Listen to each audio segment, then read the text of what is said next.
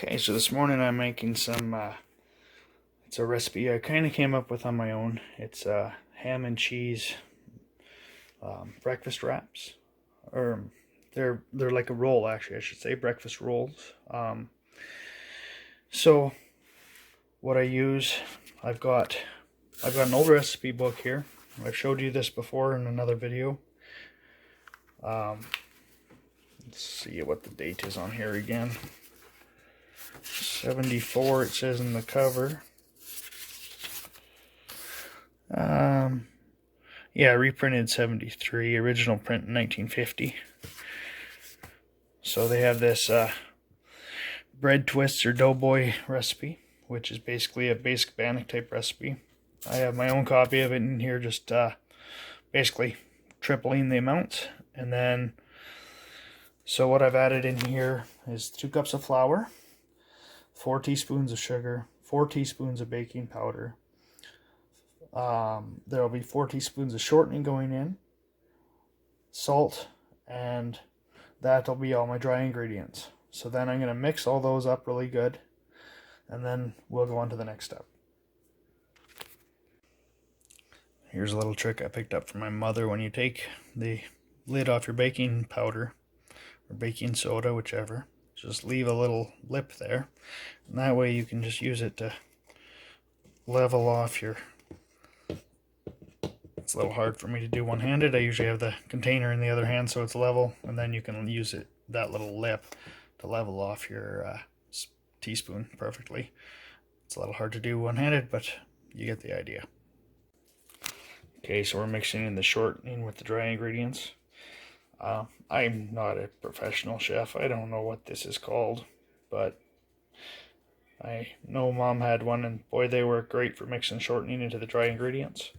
If you don't have one, a fork works too, but this sure makes it a little faster.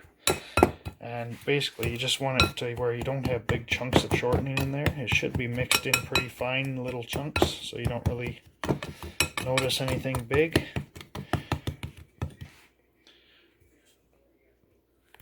It makes a very quick job of it. So now I've taken 1 package of traditional active dry yeast. I keep that in the freezer just to keep it longer. And then my recipe calls for 1 cup of water, but I'm adding a couple eggs, so I'm only going to add half a cup of water. And I mixed it in warm with my yeast, and I'm just stirring that up just to get that yeast activating a little faster. That way when I mix it in, it should help us rise a little quicker. One last dry ingredient I'm going to mix in here, some more cheese. So I got my cheese in there, we'll just stir that all in.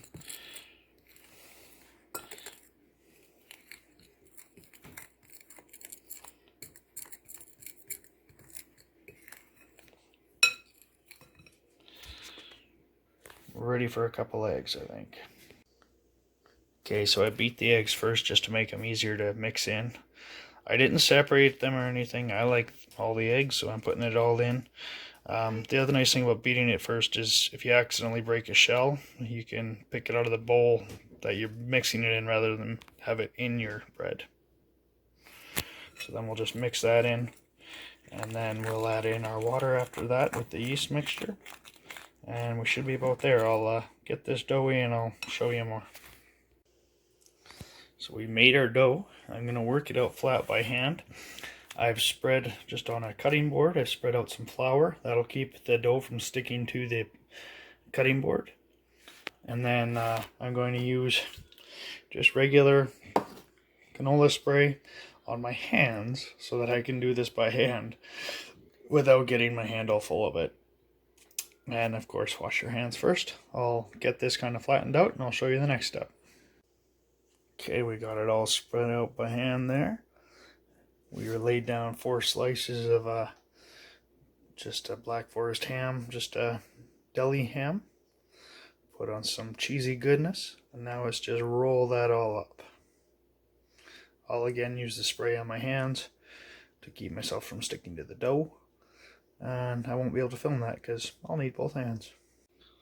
So there's our roll. Now let's just slice it up and then throw it in the oven. I have the oven preheating to 375.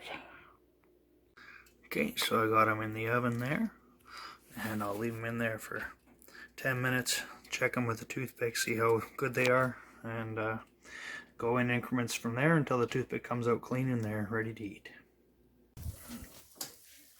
Okay, so it's been 10 minutes. Steamed up the camera a little there. I'm just going to take my toothpick, go into a couple of those. They're coming out pretty clean. I just like it slightly more brown, so we're just going to leave it for 5 more minutes here, I think, and we'll call it good. So I cooked them for 14 minutes at 375. Now I'll just let them cool down a little bit here. You can just see the oil is a little burned in the bottom of the pan, that's all that is. But they look quite lovely. A little browned on the bottom, maybe I should have gone 12 minutes or something rather than 14, but they should be fine. Usually they'll brown slightly more on the bottom, but they should be a yummy little snack for us. Good little breakfast. Hope you enjoyed the video. Hope it helps. Bonus tip. The pan that you use to mix your dough in, make sure you soak it. Don't let it dry out, or else wash it right away, because if that dries out, you're going to have to soak it for a long time. It's like glue.